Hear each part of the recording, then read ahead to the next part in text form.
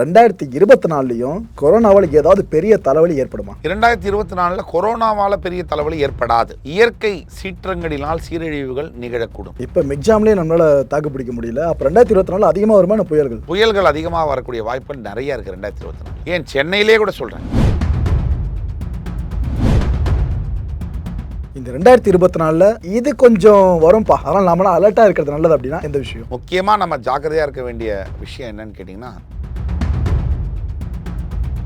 நாடாளுமன்ற பொது தேர்தல் நடக்க போகுது. இந்த தேர்தலில் யாரு ஜெயிப்பாங்கன்னு இப்ப உங்களால சொல்ல முடியுமா? நீங்க ஜோதிடம் சார்ந்து கேட்கும் போது கண்டிப்பாக பாஜக தான் ஜெயிக்கும். என்னப்பா ஆர்சிபி கப்பே அடிக்க மாட்டேன்னு சொல்லிட்டு அவங்க 2024 ஐபிஎல் கப்பை அடிப்பாங்க, அடிக்க மாட்டாங்களா? 2024 ஆர்சிபி அடிக்கக்கூடிய வாய்ப்புகள் இல்லை என்பதே நான் நம்புகிறேன். வேற எந்த டீம்ஸ்க்கு வாய்ப்பு இருக்கு? என்னை பொறுத்த மட்டில் சிஎஸ்கே அடிக்கக்கூடிய வாய்ப்புகள் இருக்கு. சார், நடிகர் விஜய் அவர்கள் இவரோட அரசியல் எதிர்கள் எப்படி சார் இருக்கும்? தமிழகத்தின் வரலாற்றில் இதுவரை இல்லாத ஒரு அரசியல் மாற்றம் நிகழ்ந்தே தீரும். விஜய் சார் பத்தி பேசிடணும், அடுத்து அஜித் சாரை பத்தியே பேசிடலாம். தனிப்பட்ட முறையில் நான் சொன்ன மாதிரி அஜித் சார் நான் பார்த்துருக்கேன், பேசியிருக்கேன். அஜித் சார் அரசியலுக்கு வந்தா தமிழ்நாட்டுக்கு அது மிகப்பெரிய வரப்பிரசாதம். நான் விஜய்க்கு மேலே சொல்லுவேன் ஒரு படி.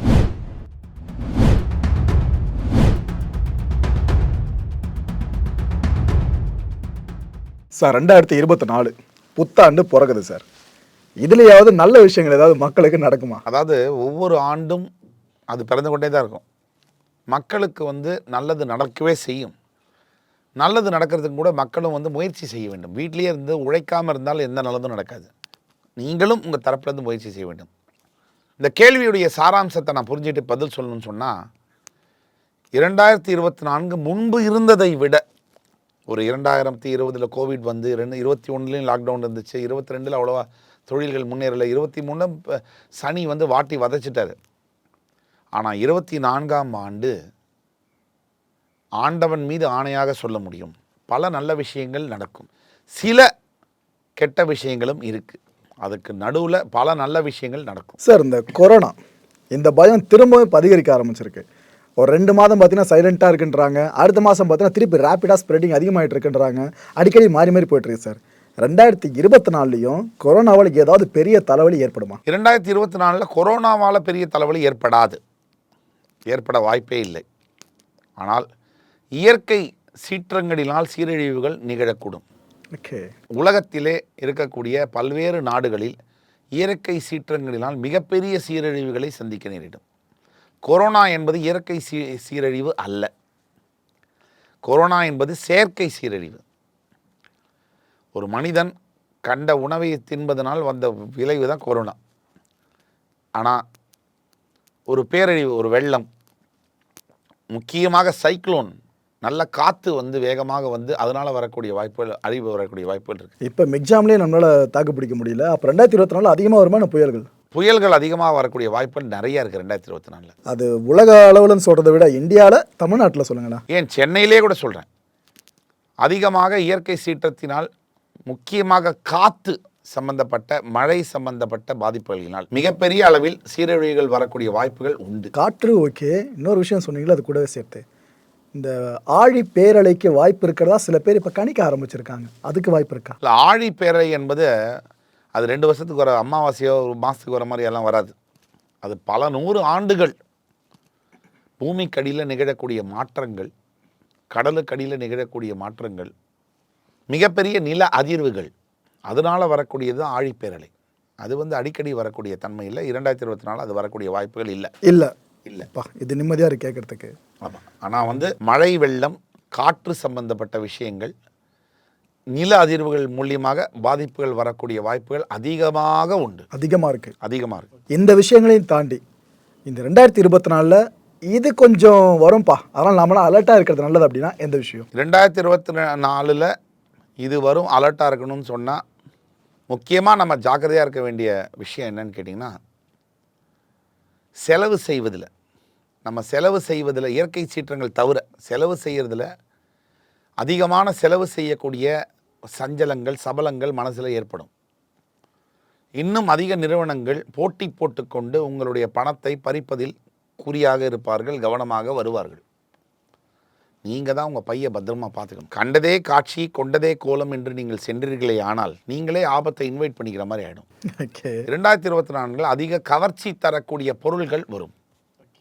அதிகப்படியான விளம்பரங்களை காணப்பெறுவீர்கள். அதாவது புதுசாக ப்ராடக்ட்ஸ் வரும். எஃப்எம்சிஜி ப்ராடக்ட்ஸு, வீட்டில் உபயோகப்படுத்தக்கூடிய ப்ராடக்ட்ஸ் அதிகமாக வரும். உங்களை சொகுசாக லக்ஸரிக்காக வாங்கக்கூடிய ப்ராடக்ட்ஸ்லாம் கூட வரும். அதிகமாக 2 வீலர் விற்பனை அதிகரிக்கும். அதே மாதிரி 2024 ஆண்டு என்பது 2 வீலர் மற்றும் 4 வீலர் விற்பனைகள் அதிகரிக்கும். 2 வீலர் விற்பனை ரொம்ப அதிகமாக ஆகும். அதே மாதிரி 2024 ஆண்டு மிகப்பெரிய அரசியல் மாற்றங்கள் உருவாகும். ஓகே, அரசியல் மாற்றம்னு சொன்னதுனால கேட்குறேன். 2024 வருஷம் மிக முக்கியமான வருஷம் அரசியலில். நாடாளுமன்ற பொது தேர்தல் நடக்க போகுது. இந்த தேர்தலில் யார் ஜெயிப்பாங்கன்னு இப்போ உங்களால் சொல்ல முடியுமா? உறுதியாக இன்னைக்கு உள்ள சூழ்நிலையில் நீங்கள் ஜோதிடம் சார்ந்து கேட்கும்போது கண்டிப்பாக பாஜக தான் ஜெயிக்கும். அப்படியா சார்? ஜோதிட ரீதியாக ஓகே, பார்க்கும்பொழுது இன்றைக்கு உள்ள சூழ்நிலைகளும் அதை தான் சொல்லுகிறது. அடுத்த பாரத பிரதமராக 3வது முறையாக நரேந்திர தாமோதர் தாஸ் மோடி என்பவர் பதவியேற்பார். மோடிஜி பதவியேற்பார். ஏன்னா அவருடைய ஜாதகத்தில் லக்னாதிபதி லக்னத்தில் ஆட்சி பெற்று ருசக யோகத்தை கொடுத்து செவ்வாய் திசையை நடத்துகிறார். ஓகே, ஆக செவ்வாய் என்பது ஆளுமைத்தன்மையுடைய கிரகம். சூரியன் செவ்வாய் என்பது ராஜ கிரகம். லக்னத்திலேயே லக்னாதிபதி ஆட்சி பெற்று பஞ்சமகா புருஷ யோகங்களில் ஒரு யோகமான ருசக யோகம். ருசக யோகம்னா என்ன? டாமினன்ஸ் பண்ணுறது, அதாவது உலகம் முழுக்க தன்னுடைய ஆளுமையை செலுத்துவது. இன்னைக்கே அவருடைய இதை பார்த்தீங்கன்னு சொன்னால் உலகம் முழுக்க அவருடைய ஆளுமை என்பது அதிகமாக இருக்குது. அவருடைய ஆளுமைத்தன்மை என்பது அதிகமாக இருக்குது. எல்லா இடத்துலையும் அவருடைய பவர் என்பது நீட்டிச்சிருக்கு.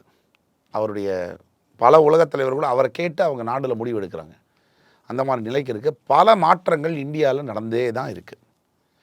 இப்போ இன்னும் வரக்கூடிய காலகட்டங்களில் கல்வித்துறையில் பல மாற்றங்கள் நிகழும். அதே மாதிரி தொழில் நிறுவனங்கள், சிறு மற்றும் குறு தொழில் நிறுவனங்களுக்கு, மீடியம் மற்றும் ஸ்மால் ஸ்கேல் மீடியம் என்டர்பிரைசஸ்க்கு மிகப்பெரிய அளவிலான மாற்றங்கள் வந்தே தீரும். ஓகே, அப்போ தேர்தலில் பிரதமர் மோடி அவர்கள் ஜெயிக்கிறது கிட்டத்தட்ட உறுதி. உறுதியாக அவர் நிற்கிறாருனா, அவர் கேண்டிடேட்டாக நிற்கிறாருனா, அவர் கேண்டிடேட்டாக நிற்பார். கண்டிப்பாக ஜெயிப்பார். அவர் தான் நிற்பார், அவர் தான் ஜெயிப்பார். கண்டிப்பாக ஜெயிப்பார். ஓகே, வெயிட் பண்ணி பார்ப்போம் சார். அங்கே ஏதாவது ஒரு இடத்துல பிசிறு தட்ட வாய்ப்பு இருக்கா? இல்லைப்பா, ஆப்போசிட்டோட ஜெயிக்க வாய்ப்பு இருக்குன்னு சொல்ல முடியுமா? இல்லை, அப்படி சொல்ல ஏன்னா முடியாது. INDA கூட்டணி வேற கிரியேட் ஆகிருக்கிறனால கேட்குறேன். அப்படி சொல்ல முடியாது. முன்பு இருந்ததை விட காங்கிரஸ் சற்று கூடுதலான இடங்களை பெறக்கூடிய வாய்ப்புகள் இருக்குது. ஆனால் வெற்றி அடைவது, தனிப்பெரும்பான்மையாக வெற்றி அடைவது என்பது பாஜக மட்டுமே இருக்க முடியும். வேறு கட்சிகள் இருக்க முடியாது என்பது அவருடைய சுய ஜாதகத்தை வைத்து நாம் சொல்லக்கூடியது. ஓகே, வெயிட் பண்ணி பார்ப்போம் சார். அடுத்ததா எங்களுக்கு கிரிக்கெட் ரசிகர்களுக்கு இருக்க ஒரு பெரிய ஏமாற்றம் பார்த்தீங்கன்னா, என்னப்பா RCB கப்பே அடிக்க மாட்டேதுன்னு சொல்லிட்டு. அவங்க 2024 IPL கப்பை அடிப்பாலும் அடிக்க மாட்டாங்களா? RCB, royal challengers Bangalore. நான் அதிகமாக IPL ஃபாலோ பண்ணுறதில்ல. நீங்கள் கேட்குற கேள்வியை நான் கணிச்சு சொல்லணும். பட் இருந்தாலும் RCB 2024 IPL அடிப்பாங்களான்னு. ஆமாம், ஒரு தடவை கப் அடிச்சதில்ல, அவங்க அடித்ததில்லை. 2024 RCB அடிக்கக்கூடிய வாய்ப்புகள் இல்லை என்பதே நான் நம்புகிறேன். காரணம் என்னென்னா, எப்படின்னு சொல்லணும்னா, அது ஒரு சில ஜியோகிராஃபிக்கல் அஸ்ட்ராலஜியை நீங்கள் எடுத்தீங்கன்னு சொன்னால் ஒவ்வொரு ஊருக்கும் தனியாக ஜாதகம் இருக்கும். ஒவ்வொரு டீமுக்குன்னு எடுத்திங்கன்னா அது ஒரு ஸ்போர்ட்ஸ் சம்மந்தப்பட்ட, விளையாட்டுத்துறை சம்மந்தப்பட்ட அஸ்ட்ராலஜிக்கு செவ்வாயுடைய பயணத்தை வைத்து தான் எந்த டீம் எடுக்குங்கிறதையும் சொல்ல முடியும், எந்த திசையிலேருந்து அந்த டீம் வருதுங்கிறத வச்சு. இப்போ பெங்களூர் என்பது சதர்ன் பார்ட்டு. செவ்வாய் உங்களுக்கு கிட்டத்தட்ட பார்த்தீங்கன்னா கிழக்கு திசையை நோக்கக்கூடியவர். அப்போ இந்த சதர்ன் பார்ட்டு இருக்கக்கூடிய திசை 3ஆம் நம்பர் செவ்வாய்க்குரிய நம்பர். இப்படியெல்லாம் யோசித்து பார்க்கும்போது பெங்களூர் என்பது அதாவது கடல் வெளியை ஒட்டிய நகரம் அல்ல. அதாவது நடுவில் இருக்கக்கூடியது. அங்கே பீச்சோ அதாவது ஒரு பீச்சு சம்பந்தமோ கடல் சார்ந்த இது இல்லைங்க. ஆகையினால அவங்களுக்கு அந்த வாய்ப்புகள் என்பது கண்டிப்பாக 2024 கிடைப்பதற்கான உண்டான வாய்ப்பு சாத்தியக்கூறுகள் இல்லை என்று. RCBக்கு இப்பயும் கப்பு கிடையாது கிட்டத்தட்ட. கண்டிப்பாக வர முடியும். சரி, அப்போ மற்ற ஒரு டீம் அடிக்க வாய்ப்பு இருக்குன்னா அது எந்த டீமை சொல்லலாம்? ஏன்னா சென்னை இருக்குது, மும்பை இருக்குது, ராஜஸ்தான் இருக்குது, 10 டீம்கள் இருக்குது மொத்தம். 10 டீம். வேற எந்த டீம்ஸ்க்கு வாய்ப்பு இருக்குது? என்னை பொறுத்த மட்டில் CSK அடிக்கக்கூடிய வாய்ப்புகள் இருக்குது. சென்னைக்கு தான். ஆமாம், சொல்லும்போது கேட்க நல்லா இருக்கு, நடந்தால் சிறப்பாக இருக்கும். ஓகே, அடுத்து CSK சார்ந்த ஒருத்தரை பற்றி கேட்டுறேன். MS தோனி அவர்கள். இவர் இதுக்கப்புறம் கிரிக்கெட் விளையாடுவாரா, விளையாட மாட்டாரா? அவர் 2024 பிறகு அவர் கிரிக்கெட் கண்டிப்பாக விளையாட மாட்டார். அவர் எதை வச்சு அவ்வளோ கேரண்டியாக சொல்கிறீங்க? இல்லை, அவருடைய சுய ஜாதகம் இப்போ நடக்கக்கூடிய கோச்சார நிலைமைகள், ஒரு சிறந்த தலைவராக இந்திய அணியின் கேப்டனாக பல ஆண்டுகள் பணியாற்றி இந்தியாவுக்கு மிகப்பெரிய பெருமைகளை தேடி கொடுத்தவர். அவருடைய ஜாதகத்தை வைத்து சொல்லும்போது இனிமேல் அவர் கிரிக்கெட் வந்து 2024 பிறகு தொடர மாட்டார் என்பதுதான் நிச்சயமான உண்மை. ஓகே, மேபி லாஸ்ட் எடிஷனாக இது இருக்கலாம் தோனி அவர்களுக்கு. இருக்கலாம். ஓகே, அப்போ இன்னொரு கேள்வி இது நீட்சியாக கேட்டுறேன். பாகிஸ்தானில் பார்த்தீங்கன்னா ஒரு இம்ரான் கான் இருக்கார் சார், ஆட்சியே பிடிச்சாப்புல. அவர் கிரிக்கெட்டர், ஆட்சியை பிடிச்சிருந்தார், பிரதமராக மாறி இருந்தார். அதே போல வாய்ப்பு தோனிக்கு இங்கே இந்தியாவில் இருக்குமா இருக்காதா? அரசியல் எதிர்காலம் அவருக்கு ஏதாவது? கண்டிப்பாக அவருக்கு அரசியல் எதிர்காலம் என்பது இல்லை. இல்லை. அரசியல் அதிர்வோ அரசியல் எதிர்காலமும் இவருக்கு இல்லை. அடித்து சொல்லலாம். அது அடிச்சு சொல்லலாம். சார், நடிகர் விஜய் அவர்கள் இவர் அடுத்த வருஷம் நடக்க போகிற நாடாளுமன்ற பொதுத் தேர்தல் சார்ந்து பெருசாக களமிறங்க போகிறதில்ல தான் தெரியுது. லியோ சக்ஸஸ் மீட்லேயே அதை பற்றி மேலோட்டமாக சொல்லியிருந்தாப்புல. ஆனால் தமிழ்நாடு சட்டப்பேரவை தேர்தல் இருக்குல்ல, அதுக்கு பிற்பாடு அதில் களமிறங்கிறது கிட்டத்தட்ட உறுதியாக இருக்குது. இவரோட அரசியல் எதிர்கள் எப்படி சார் இருக்கும்? இன்னைக்கு தமிழ்நாட்டில் பிடிக்குதோ பிடிக்கலையோங்கிறதெல்லாம் ஒப்பாற்பட்டு அவருடைய புகழ் என்பது உச்சகட்டத்தில் இருக்கக்கூடிய அவருடைய கெரியர்லேயே அவர் பீக்கில் இருக்கார். தமிழ்நாட்டில் அவர் மக்கள் இயக்கம் அப்படிங்கிற பேரில் இன்றைக்கெலாம் இல்லை, நேத்திக்கெலாம் இல்லை, பல ஆண்டுகளாக நிறைய நற்பணிகளை செய்துட்டு தான் வராங்க. 2024 நாடாளுமன்ற தேர்தலில் அவர் போட்டியிட மாட்டார். ஆனால் 2026 கூட்டணி கட்சியுடன் அவர் போட்டியிடும் பட்சத்தில் அவர் முதல்வர் ஆவது என்பது உறுதி. 2026 அவர் 2026 அவருக்கு வந்து மிகப்பெரிய அரசியல் மாற்றம் நிகழக்கூடிய ஆண்டாக தமிழகத்தின் வரலாற்றில் இதுவரை இல்லாத ஒரு அரசியல் மாற்றம் நிகழ்ந்தே தீரும். ஓகே, ஆனால் விஜய் சாரோட ஃபேன்ஸ் மத்தியில் சொல்லப்படுறது அடுத்து எம்ஜிஆர் இவர் சினிமாவில் ஜெயிச்ச மாதிரி அரசியலில் ஜெயிப்பாருன்றாங்க. ஆனால் இன்னொரு தரப்பு சொல்கிறது, சில ஹேட்டர் சார்னு சொல்கிறது பார்த்தீங்கன்னா எம்ஜிஆர் இருக்கலாம் வாய்ப்பு இல்லை, அடுத்த சிவாஜி கணேசன் வேணால் இருக்கலாம்னு சொல்கிறாங்க. சினிமாவில் சாதித்தவர் அரசியலை பெருசாக சாதிக்க முடியாமல் போய்டும்னு சொல்லிட்டு, இதில் எந்த பக்கம் நீங்கள் நிற்கிறீங்க ப்ரிடிக்ஷன் சார்ந்து? இன்னைக்கு உள்ள ஜென்ரேஷனுக்கு எம்ஜிஆரை பற்றியும் தெரியாது, சிவாஜி பற்றியும் தெரியாது. நாம் வந்து சிவாஜியும் எம்ஜிஆரும் வாழ்ந்த காலத்தில் வாழ்ந்தவங்க. நான் வந்து எம்ஜிஆரை நேரில் சந்திச்சிருக்கேன். ஸ்கூல் படிக்கிறையில் ஒரு மாநகராட்சி பள்ளியை திறப்பு விழா போது அவரை நான் பார்த்துருக்கேன். அது வேறு விஷயம். எம்ஜிஆருடன் யாரையுமே ஒப்பிடுவது என்பது ஒரு தேச குற்றமாகும். ஓகே, அவர்லாம் வந்து ஒரு மிகப்பெரிய சக்தி. 35 ஆண்டுகள் அவர் இறந்த பிறகும் கூட அவருடைய பற்றின பேச்சு ஓடல. தமிழக அரசியலில் அவருடைய பேச்சை தவிர்த்து, அவருடைய பெயரை தவிர்த்து அரசியலே பண்ண முடியல. அப்படிப்பட்ட பிறவி, ஒரு அதிசய பிறவி. எம்ஜிஆருக்கும் யாருக்குமே கம்பேர் பண்ணக்கூடாது. ரஜினிகளாக விட்டுடுங்க, யாரையுமே கம்பேர் பண்ணக்கூடாது. காரணம், அவர் நிஜ வாழ்க்கையில் ஒரு வள்ளலாக வாழ்ந்தவர். அதாவது கேட்டு கொடுத்ததுன்னு கேள்விப்பட்டிருப்போம், கேட்காமையே கொடுத்த கடவுள் அவர். அவதார புருஷன். பல பேருக்கு தன்னுடைய சொத்தை, தான் சம்பாதித்த மொத்த சொத்தை அனாதை குழந்தைகளுக்கு எழுதி வைத்த மகான். எந்த அரசியல்வாதி செய்வாங்க? நம்மளே பார்க்குறோம். குடும்பத்துக்கு சொத்தை எழுதி வைக்கிற அரசியல்வாதியை நேராக பார்க்குறோம்.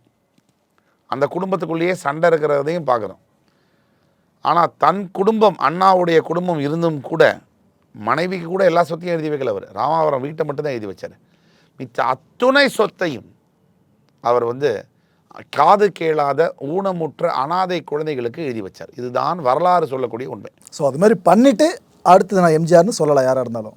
எம்ஜிஆர் நீ பண்ணினாலும் சொல்ல முடியாது. எம்ஜிஆர் என்பது ஒரு 1000 ஆண்டுகளுக்கு ஒரு முறை வரக்கூடிய பொற்றாமரை. அந்த தாமரை 1000 வருஷத்துக்கு ஒரு தடவை தான் வரும். எம்ஜிஆர் இன்னமும், எம்ஜிஆர் இருந்தபோது நான் வந்து 5ஆவது படிச்சுட்டு இருந்தேன். என்னை தட்டி விடிய காலம்பரை 3 மணி 3:30 மணிக்கு என்னுடைய தாய்மாமா எழுப்பி, இந்த மாதிரி ரேடியோவில் நியூஸ் வந்திருக்கு, எம்ஜிஆர் செத்து போயிட்டாருன்னு சொல்கிறாரு. விக்கி அழுகுறேன். நானே ஒரு 10 வயசு பையன். அந்த தாக்கத்தை ஏற்படுத்திய நடிகர். தெளிவாக புரியுது சார். அந்த இடத்துக்கு அவர் மட்டும் தான் சொல்லிட்டேன். ஓகே, விஜய் சாரை பற்றி பேசிட்டோன்னா அடுத்து அஜித் சாரை பற்றியும் பேசிடலாம். சில பேர் இப்போ வரைக்கும் ஆர்வமாக எதிர்பார்க்கறது, இவர் பொதுவாக எதுக்கும் வெளியே வரமாட்டாப்புல, ஏர்போர்ட்டில் மட்டும் பார்க்க முடியுது, ஏன்னா ஷூட்டிங் போகும்போது, மற்றபடி பார்க்கவே முடியல. இவர் அரசியலுக்கு வந்து நல்லா இருக்குமே, ஏன்னா ஹெல்பிங் டெண்டன்சி நிறைய இருக்குன்னு சொல்லப்படுதில்ல. ஸோ இதை சார்ந்து உங்களோட கருத்து சார்? தனிப்பட்ட முறையில் நான் சொன்ன மாதிரி அஜித் சார் வந்து நான் பார்த்துருக்கேன், பேசியிருக்கேன். அஜித் சார் வந்து அரசியலுக்கு வந்தால் தமிழ்நாட்டுக்கு அது மிகப்பெரிய வரப்பிரசாதம். நான் விஜய்க்கு மேலே சொல்லுவேன் ஒரு படி. விஜய் சார் வந்ததை விட மேலே அஜித் சார் வந்தார்னா தமிழ்நாட்டுக்கு, தமிழக முதலமைச்சர் நாற்காலி கௌரவப்படுத்தப்படும். என்னுடைய தனிப்பட்ட கருத்து. ஓகே, கருத்து ஓகே, பட் கணிப்பு கணிப்புலேயும் அவர் வந்தார்னா அவர் உட்காருவார். அவர் வர்ற மாதிரியான சூழ்நிலைகள் இல்லை. இல்லை. அடுத்து ரஜினி சார். இந்த குதிரை இன்னும் ஓடிக்கிட்டே இருக்குது சார், நடிச்சுக்கிட்டே இருக்குது இந்த குதிரை, ஓய்வே இல்லாமல் உழைச்சிக்கிட்டு இருக்கு. கண்டிப்பாக ஒரு நாள் ஓய்வு நம்மளுக்கு தேவை. அந்த வகையில் ரஜினி சார் எத்தனை வருஷத்துக்குள்ளே அவரோட அடுத்த படங்கள் எல்லாத்தையும் முடிச்சுட்டு ஓய்வு எடுக்க ஆரம்பிப்பார்? இட் மீன்ஸ் சினிமா வாழ்க்கைக்கு முழுக்க போடுவார். அதுக்கு அடுத்த வருஷன்றது ஒரு ஆரம்பமாக இருக்கலாமா? கண்டிப்பாக 2024 ரஜினி சார் வந்து இன்னொரு 2லேருந்து 3 படம் நடிக்கிறதுக்கு அப்புறமா அவர் நடிக்கிறதுக்கூடிய வாய்ப்புகள் இல்லை. ஓகே, கெஸ்ட் அப்பியரன்ஸாக வரலாம், பட் ஃபுல் ரோல் ஹீரோவாக பண்ணக்கூடிய வாய்ப்புகள் இல்லவே இல்லை. ஆக ரஜினி சார் இத்தனை ஆண்டு காலங்கள் இங்கே உழைச்சது கூட அது ஒரு ஃபினாமினான். அது வந்து உலகத்தில் சில்வஸ்டர் ஸ்டாலினோ ஒரு ஆர்னால்ட் ஸ்குவார்ஸ்நேகரோ இல்லை ஜாக்கி ஜானோ யாருமே செய்ய முடியாது. ஏன்னா நான் சட்டையை கிழிச்சுக்கிட்டேன் என்னுடைய ஜென்ரேஷனில், எங்கள் அப்பா சட்டையை கிழிச்சுக்கிட்டாரு. இன்றைக்கி 16 வயசு பையன் சட்டையை கிழிச்சிக்கிறானே, அவர் முன்னாடி போய் கற்பூரம் ஏற்றுறானே, அது புரிஞ்சிக்கவே முடியலையே. கடவுள் அதுவும் அது அந்த ஃபினாமினான், அது வந்து கற்பனைக்கு அப்பாற்பட்டது. அதை நம்ம தொடவே கூடாது. பல பேர் குரூப்பாக கிளம்பி நான் வந்து தளபதி 2 எடுக்கிறேன், அண்ணாமலை 2 எடுக்கிறேன், பாட்ஷா 2 எடுக்கிறேன். நீங்கள் 2வும் எடுக்க முடியாது, 3யும் எடுக்க முடியாது. நீங்கள் வந்து அதெல்லாம் ஒரு முறை தான். ரஜினிகாந்த் சாரே நினச்சா கூட அதை திருப்பி உருவாக்க முடியாது. ஓகே, அதெல்லாம் காவியங்கள். நீங்கள் தளபதியாக இருக்கட்டும், அண்ணாமலையாக இருக்கட்டும், ஒரு பாட்ஷாவாக இருக்கட்டும், இதெல்லாம் காவியங்கள். இதை திருப்பி மாற்றவே முடியாது. இந்த மாதிரி எடுத்தாங்கன்னா ஒரிஜினல் தளபதியை, ஒரிஜினல் அண்ணாமலையை, ஒரிஜினல் பாட்ஷாவை கேவலப்படுத்துகிற மாதிரி ஆகிடும். அதை தொடர்றதுங்கிறது அந்த டைரக்டரே சுரேஷ் கிருஷ்ணா சாரே நினச்சாலும் இன்னொரு அண்ணாமலை எடுக்க முடியாது. தேவாவே நினச்சாலும் பாட்ஷா மாதிரி மியூசிக் போட முடியாது. அதெல்லாம் வந்து அந்த நேரங்கள், அந்த காலங்கள், அந்த கணிப்புகள், அந்த அந்த அது மாதிரி ஒரு நேரம். அவங்க வந்தாச்சு, ஆடியாச்சு, கரகத்தை எடுத்து வச்சாச்சு, தூக்கி வச்சாச்சு, திருப்பி ராமராஜனால கடகர ஆட்டக்காரன் பண்ண முடியாது. ஓகே. ஸோ அடுத்த வருஷம்ன்றது ரஜினி சாரோட சினிமா கரியரில் ஒரு எண்டு கார்டுக்கான வருஷமாக இருக்கலாம். 95% எண்டு கார்டு தான் சார். அடுத்து மிக முக்கியமான விஷயம் சார், இது கணிக்கிறது கஷ்டம் தான், இருந்தாலும் கேட்குறேன். 2024ன்ற வருஷம் எந்தெந்த செலிபிரிட்டிஸ்க்கெலாம், உதாரணத்துக்கு சினிமா நட்சத்திரங்களாக இருக்கட்டும், விளையாட்டு நட்சத்திரமாக இருக்கட்டும், அரசியல் பிரபலங்களாக இருக்கட்டும், இந்த யாருக்கு ஆபத்தான வருடமாக இருக்கும்னு நீங்கள் கணிக்கிறீங்க? விரல் விட்டு சொல்ல முடியுமா? யார் யாரெல்லாம் கொஞ்சம் உஷாராக இருக்கணுன்ற மாதிரி? கண்டிப்பாக சொல்ல முடியும். அதாவது சினிமா துறையில் எடுத்திங்கன்னா அஜித், விஜயை தவிர இன்னொரு முன்னணி கதாநாயகர் வருவார் அவர்களுடைய பாஸ்கெட்டில் சேர்றதுக்கு. மிகப்பெரிய அளவில் படத்தை, வெற்றி படங்களை கொடுத்து முன்னணி கதாநாயகர். இப்போ இருக்கக்கூடிய இளம் டைரக்டர்கள் பின்தங்கி போய் புதிய இளம் டைரக்டர்கள் இவர்களை விட நல்லா படம் எடுக்கக்கூடியவும் வருவாங்க. ஓகே. ஏன்னா இப்போ நீங்கள் பார்த்தீங்கன்னா ஜாதக ரீதியாகவும் சரி, யதார்த்த ரீதியிலையும் சரி, துப்பாக்கியால் சுடுறது, கத்தியால் கழுத்தில் கத்தியை வச்சு அமுக்கி ரத்தம் பஜக்குன்னு வெளியே வருது. ஒரு படத்தில் 1.25 மணி நேரம் சண்டை, 15 நிமிஷம் பேசுகிறானுங்க, ஒரு 15 நிமிஷம் சாங்கு, இப்படிங்கிற மாதிரி இருக்குது. இது வந்து என்ன மனோநிலைமைன்னு எனக்கு புரியல. கேட்டால் ரசிக்கிறாங்க ஜனங்கன்னு, எனக்கு புரியவே இல்லை. அதனால் நம்ம வந்து எதையோ சாப்பிட்றாங்கன்றதுனால அதை கொடுக்க முடியாது. ஒரு உடம்புக்கு ஆகாதுன்னா ஒரு விஷத்தை கொடுக்க முடியாது. அந்த மாதிரி வந்து டைரக்டர்கள் கொஞ்சம் சிந்தித்து 2.5 மணி நேரங்கிறது ஒரு பெரிய ஆப்பர்ச்சுனிட்டி. இவ்வளோ கோடிக்கணக்கில் மக்களோட தொடர்பு கொள்றதுக்கு இந்த மாஸ் கம்யூனிகேஷன் மீடியாவில் கண்ணாப்பினான்னு படத்தை எடுத்து ரொம்ப தேவையில்லாத கருத்து, அதாவது சம்மந்தமே இல்லாத படம். இப்போ நான் சமீபத்தில் கூட ஒரு படம் பார்த்தேன், பேர் சொல்ல விரும்பல. ஒரு காலேஜ் ஸ்டூடெண்ட்டு 2 பசங்க தகராறு போட்டுக்கிறாங்க. 2 இவன் அவன் அடிக்கிறான், அவன் இவன் அடிக்கிறான், இவன் ரத்தம் வருது, அவனுக்கு ரத்தம் வருது, இவன் அவன் பேரில் கம்ப்ளைண்ட் கூட. இவன் என்ன கருத்து இது? இதில் என்ன சொல்ல வராங்க? யாராவது வந்தால் ரத்தம் வர அளவுக்கு அடின்னு சொல்கிறாரா டேரக்டர்? அந்த படம் பேரே சண்டை கிளப்புன்னு பேர். யாராவது ரத்தம் வந்தால் அடின்னு சொல்கிறாரா? எதுக்கு இந்த மாதிரிலாம் படம் எடுக்கிறீங்க? எனக்கு அந்த படத்தை பார்த்து அவ்வளோ கோவம். நீங்கள் எதுக்கு இந்த மாதிரி படம் எடுக்கிறீங்க? உங்களுக்கு இல்லை, நீங்களாம் எதுக்கு சினிமா துறைக்கு வரணும்? நான் நேரடியாகவே சொல்கிறேன். என்னத்துக்கு இதெல்லாம்? கிடான ஒரு படம் எடுத்தாங்க. நீங்கள் பாருங்கள் அந்த படத்தை. ஒரு பைசா இல்லாமல் தன்னுடைய பேரனுக்கு தீபாவளிக்கு துணி வாங்க குடிக்க முடியாத ஒரு தாத்தாவுடைய படுற கஷ்டம், அடித்தட மக்களுடைய கஷ்டத்தை அப்படியே படம் முடிச்சு காட்டுதான் டைரக்டர். இது நல்ல விஷயம் சொன்னீங்கன்னா, பூமரங்கள்ல முத்திரை தான் குத்துறாங்க இந்த காலத்தில். என்ன பண்ணுறது? அது குத்தினாலும் குத்திட்டு போட்டோம். உண்மை அதுதான். இயற்கை வந்து இன்றைக்கி யங்ஸ்டராக இருக்கக்கூடிய அத்தனை பேரும் பூமரங்கள் ஆகணும். பூமரங்கள் ஆனவங்கள்லாம் தாத்தாவாகணும். தாத்தாவானவங்களாம் செத்து போகணுங்கிறது இயற்கையோட நீதி. இப்போ என்ன கூட ஒரு இன்டர்வியூவில் கேட்டாங்க, உங்களை எது ரொம்ப ஆச்சரியப்படுத்துதுன்னு. நான் கூட சொன்னேன், இறந்து போனவங்க வீட்டில் அதை எல்லோரும் வராங்க. இறந்து போனவரை பார்த்து இவங்க சொல்கிறாங்க, ஐயோ பாவம் இறந்து போயிட்டார், அதுதான் என்னை ஆச்சரியப்படுத்துதுன்னு. இதில் என்ன சார் ஆச்சரியப்படுறதுக்கு இருக்குன்னாங்க. இல்லை, இறந்து போனவன் வீட்டுக்கு வந்தானே, அவன் என்ன சாவே மாட்டானா? இவன் 3 மணிக்கு போனால் அவன் 5 மணிக்கு போயிடுவான். இவனை பார்த்து 3 மணிக்கு செத்தவனை பார்த்து 5 மணிக்கு சாகிறவன் ஐயோ பாவங்கிறான். இதுதான் எனக்கு ரொம்ப ஆச்சரியமாக இருக்குன்னு. அதாவது இப்போ இருக்க பணத்தை பார்த்து ஃபியூச்சர் பணம் அழுவுது. அதனால் எதுவுமே நிரந்தரம் இல்லை. அந்த பிரபலங்கள் சார்ந்து சார் இவங்க கொஞ்சம் உஷாராக இருக்குன்னா எந்த பிரபலங்கள் பேர் சொல்ல முடியுமா? நீங்கள் வந்து உஷாராக இருக்கணும்னு சொல்லக்கூடிய பிரபலங்கள் நீங்கள் எடுத்திங்கன்னா வந்து சிவகார்த்திகேயன் முதல் பேர் சொல்லுவேன். அடுத்த பேர் வந்து விக்ரம் சொல்லுவேன். அடுத்தபடியாக நீங்கள் வந்து ஸ்போர்ட்ஸ் தரப்பில் நீங்கள் பார்த்தீங்கன்னு சொன்னால் ரோஹித் சர்மாவுக்கு பின்தங்கிய ஒரு வருடமாக 2024ஆம் ஆண்டு வருகிறது. அதே மாதிரி ஒரு வேறு துறைகளில் நீங்கள் வந்து காவல்துறை எடுத்தீங்கன்னு சொன்னால் இப்போ இருக்கக்கூடிய டிஜிபி கமிஷனருக்கு கொஞ்சம் பின்தங்கிய வருடமாக வருகிறது. இப்போ இருக்கக்கூடிய மந்திரிகளில் பல பேருக்கு பின்தங்கிய ஆண்டாக வர 24ஆம் ஆண்டு வருகிறது. இதுதான் உண்மை. ஏன் அவ்வளோ சீக்கிரம்லாம் போகணும்? நீங்கள் பிப்ரவரி மாதங்குள்ளேயே கூட பிரச்சனைகள் வரக்கூடிய வாய்ப்புகள் இருக்குது. அதனால் அந்த மாதிரி நோக்கி தான் போயிட்டுருக்கு. யாருக்கு எப்படி இருந்தாலும் பொதுமக்களுக்கு வரக்கூடிய ஆண்டு நல்ல ஆண்டாக இருக்க வேண்டும். அது வந்து பொதுமக்கள் கையில் தான் இருக்குது. சார் இன்னொரு விஷயம், சயின்டிஃபிக்கலாகவே இப்போ அதுக்கு பதில் கிடைக்கல, இது வரைக்கும் கிடைக்கல. அதுக்கு ஜோதிடத்தில் பதில் இருக்குமான்னு தெரியல. அந்த க்யூரியஸாகவே அந்த கேள்வியை கேட்குறேன் சார். இந்த ஏலியன்ஸு வேற்று கிரகவாசிலாம் பல பேரை சொல்கிறாங்க, நிறைய விஷயங்களை ஒன்று ஒன்றா கிளைம் பண்ணுறாங்க, டீபங்கும் பண்ணிக்கிட்டு இருக்காங்க. ஜாதகத்தில் இதை பற்றிலாம் சொல்லுவாங்க, அந்த ஜோதிட ரீதியாக இதெல்லாம் உண்மையிலே இருக்கா? மனுஷ உயிரை தாண்டி வேறு எதனா வேற்று கிரக உயிரினங்கள்னு ஜோதிடத்தை போல எதனா ஒரு சில விஷயங்கள சொல்லப்பட்டிருக்கா? ஜோதிட சாஸ்திரம் வந்து பறந்து விரிஞ்ச ஒன்று. அது ஒரு ஓஷன், சமுத்திரம். நீங்கள் 5 வருஷம் படிச்சிங்கன்னா டாக்டர் கொடுத்துடலாம், எம்டி 2 வருஷம் படிச்சிங்கன்னா கொடுத்துடலாம். ஜோதிடத்தில் 55 வருஷம் படித்தாலும் கொடுக்க முடியாது. இதே நாம் இருக்கக்கூடிய பூமி மாதிரி பல்லாயிரக்கணக்கான கிரகங்கள் இருக்குது. அதில் வாழ்க்கையும் நடத்திக்கிட்டு தான் இருக்காங்க. இது உண்மை. தெய்வ சக்தி என்பது நம்ம சிந்தனைக்கே அப்பாற்பட்டது. நம்ம வந்து சாட்சியை தேடிட்டு இருக்கோம், அது சிந்தனைக்கே அப்பாற்பட்டதுன்னு சொல்கிறேன். ஒரே சாட்சி. நீங்கள் முதல் ஒரு இன்டர்வியூவில் கேட்டீங்க, தெய்வம் இருக்கா இல்லையான்னு நம்ப சொல்லுங்கள் அப்படின்னு. இந்த ஜோதிடத்தில், இந்த இயற்கையில், மேலே வானியல் சாஸ்திரத்தில் 7 கோள்கள் இருக்குது. ராகு கேது நிழல் கிரகம், கிரகணத்து போது மட்டும்தான் வருவாங்கன்னு மைக்ரோஸ்கோப்பே கண்டுபிடிக்காத போது இந்த இடத்துல உட்காந்துட்டு நமக்கு 500 மீட்டருக்கு அப்பாறு இருக்கிறதே தெரியாது. எப்படி சொன்னாங்க? நான் கேட்குறதுக்கு பதில், இந்த ஜோதிட சாஸ்திரம் பஞ்சாங்கத்தில் அன்னைக்கு வந்து கிரகணம் நடக்கும், அன்னைக்கு சூரிய கிரகணம் நடக்கும், இந்த நேரத்தில் நடக்கும் எப்படி சொன்னாங்க? அதுவும் மனுஷன் சொல்லியிருப்பான். அது எப்படி சொன்னாங்க?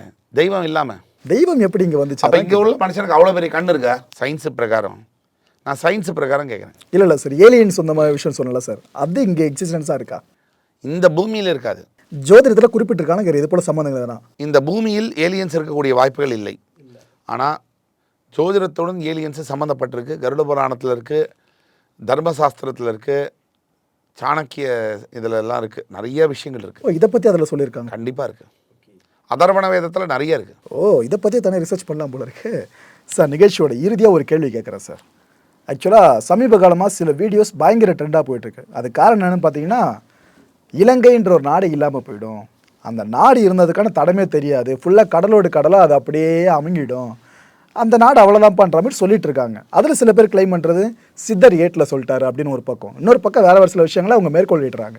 உண்மையிலேயே இது போல் ஒரு விஷயம் நடக்க வாய்ப்பு இருக்கா? வாய்ப்பே இல்லை. வாய்ப்பே இல்லை. இலங்கையெல்லாம் அழிஞ்சு போகிறது, தண்ணிக்குள்ளே போகிறது, டவராக்குள்ளே போகிறதுலாம் வாய்ப்பே இல்லை. அப்படி போகிறது வந்தால் எத்தனையோ 1000 வருஷத்துக்கு முன்னாடி போயிருக்கும். ராவணன் அந்த பாவத்தை செய்த போதே போயிருக்கும். அதெல்லாம் வாய்ப்பே கிடையாது. பொருளாதார நெருக்கடியினால் பாதிக்கப்படும், அரசியல் நெருக்கடியினால் பாதிக்கப்படும். ஆனால் சித்தர் ஏட்டில் சொல்லியிருக்கிறதுலாம் சில பேர் கிளைம் பண்ணுறதெல்லாம் வாய்ப்பே இல்லை. ஓகே சார், இப்போ ஒன்று சொன்னீங்களே சரியான ஜோதிடர்களை பார்க்கணும் அப்படின்ட்டு, இப்போ மக்களுக்கு இருக்க பெரிய தலைவலி அதுதான். யாருக்கிட்ட போனாலும் அவங்க கடைசியில் ஃபேக்குன்றது தெரிய வரவே ஏமாற்றம் அடைஞ்சிடுறாங்க. எப்படி சரியான ஜோதிடரை மக்கள் கண்டுபிடிக்கிறது? அருமையான கேள்வி, அருமையான கேள்வி. மக்கள்கிட்டையும் ஒரு மனப்பான்மை இருக்குது. நான் 2 தரப்பும் சொல்கிறேன். பெத்த பொண்ணுக்கு 50 லட்ச ரூபா செலவழித்து நான் கல்யாணம் பண்ணுவேன். அந்த மாப்பிள்ளையை முடிவு பண்ணுறது 50 ரூபா ஜோசியர். 50வது நாள் கல்யாணம் போயிடுச்சு. இப்போ குத்துதே குடையுதேன்னு கோர்ட்டில் போய் 5000 ரூபா ஜோசியரை பார்க்குறது. அப்போ ஜோதிடக்காரர்களை நல்ல ஜோதிடக்காரங்க காசு தான் முடிவு பண்ணுதா? இல்லை, நான் சொல்ல வர பாயிண்ட் என்பது மக்களிடத்துலேருந்தே ஆரம்பிக்குது.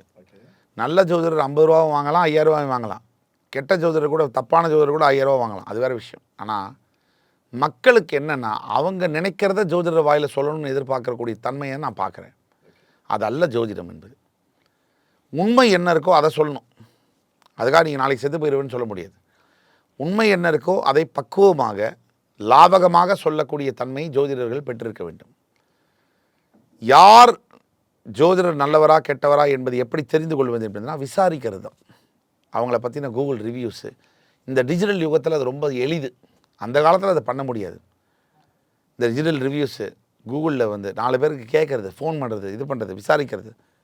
அப்படி கேட்கும்போது கண்டிப்பாக ஒரு நல்ல ஜோதிடரை எனக்கு முடியும். தவிர நீங்கள் ஒரு தடவை ஜாதகம் பார்த்தா தான் தெரியும்.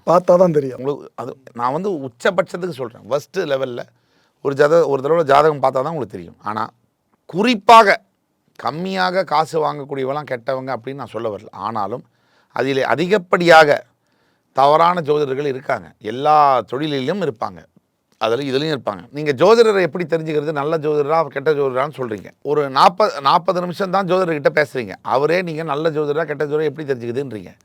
கல்யாணம் பண்ணுற பொண்டாட்டியை எப்படி தெரிஞ்சுக்கிறது? கல்யாணம் பண்ண போகிற பொண்ணு நல்லவளா கெட்டவளான்னு தெரிஞ்சு தான் கல்யாணம் பண்ணுறீங்களா? கல்யாணம் பண்ண போகிற மாப்பிள்ளை நல்லவரா கெட்டவரான்னு தெரிஞ்சு தான் கல்யாணம் பண்ணுறீங்களா?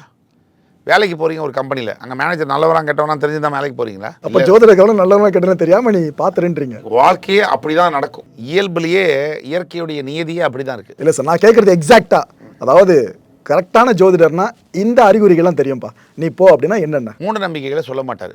ஒரு எடுத்துக்காட்டுக்கு என்கிட்ட கூட ஒரு மந்திரி வந்தார் ஒரு 10 நாள் முன்னாடி. எனக்கு எந்த கல் போடலாம் சாமின்னாரு. நான் சொன்னேன் பச்சை கல்லுன்னு. ஏன்னாரு, அந்த கலர் தான் எனக்கு ரொம்ப பிடிக்கும்னு. என்ன சாமி இப்படி சொல்கிறீங்களே, நல்லது நடக்குமான? கண்டிப்பாக நடக்கும்னு. அப்படியா சாமினார், உங்களுக்கு இல்லை விற்கிறவனுக்குன்னு. இது மூலிமா கல் விற்கிறவங்களாம் என் மேலே கோச்சிக்கலாம், தப்பில்லை. நான் வந்து உள்ளதை உள்ளபடி போட்டு உடைக்கிற ஆள். அப்போ அதெல்லாம் வேலைக்கு ஆகாது. 10க்கு 10 பொருத்தம் திருமணத்தில் பார்க்கறதே ஒரு பொய். எஸ், அது மனப்பூர்வமாக 10க்கு 10 பொருத்தம் பார்த்து 10வது நாள் கோர்ட்டில் இருக்கக்கூடிய லட்ச மக்களை எனக்கு தெரியும்.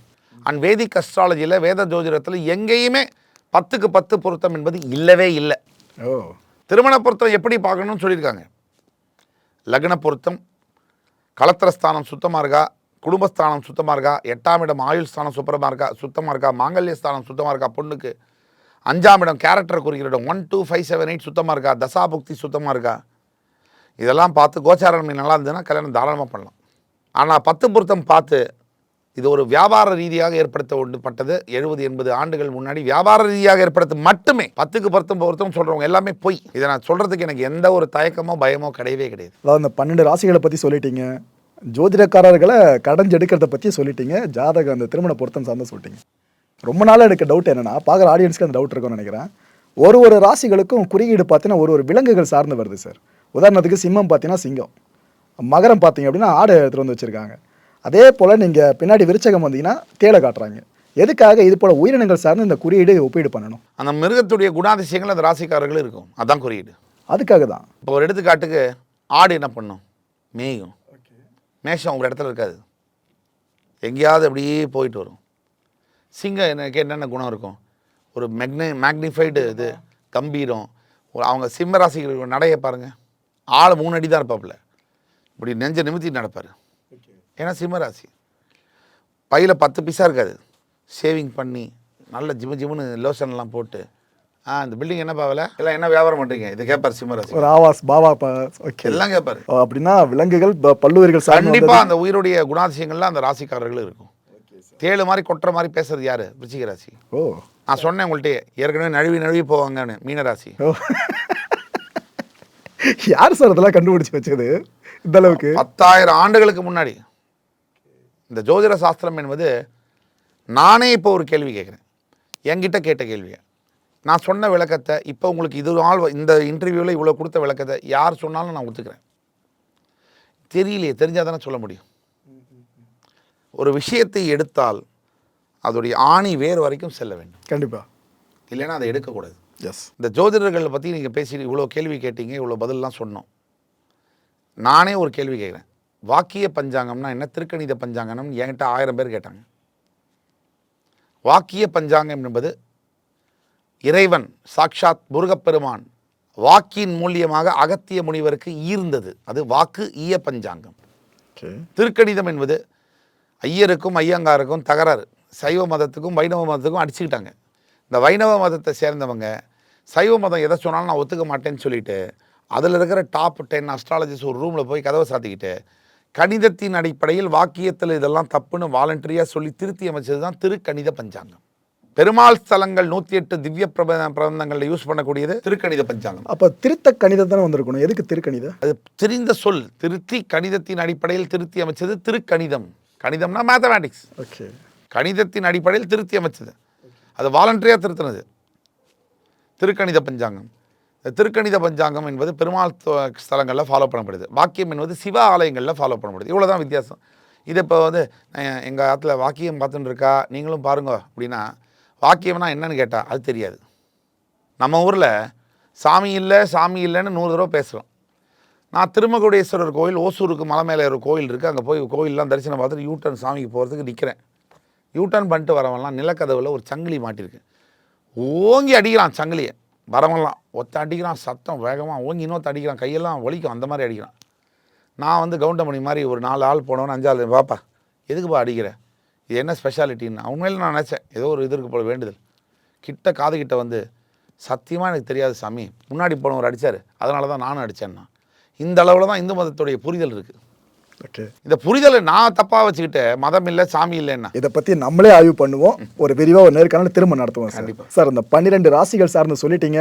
எனக்கு என்ன இப்போ கண்ணு முன்னாடி வந்து போகுதுன்னா, 2019 டிசம்பர் மாதம் வாக்கு சார். அப்போ எல்லா டிவி சேனல்ஸ்லையும் சரி, பெரும்பாலான யூடியூப் சேனல்ஸ்லையும் சரி, நிறைய ஜோதிடர்கள் அமர்ந்து சொன்ன விஷயம் 2020 வருஷம் அமோகமாக இருக்கும், மக்கள்லாம் செழிப்பாக வாழ்வீங்க, உணவுக்கெல்லாம் பஞ்சமே இருக்காது, அது இதுன்னாங்க. கட் பண்ணினா லாக்டவுனு, கொரோனா.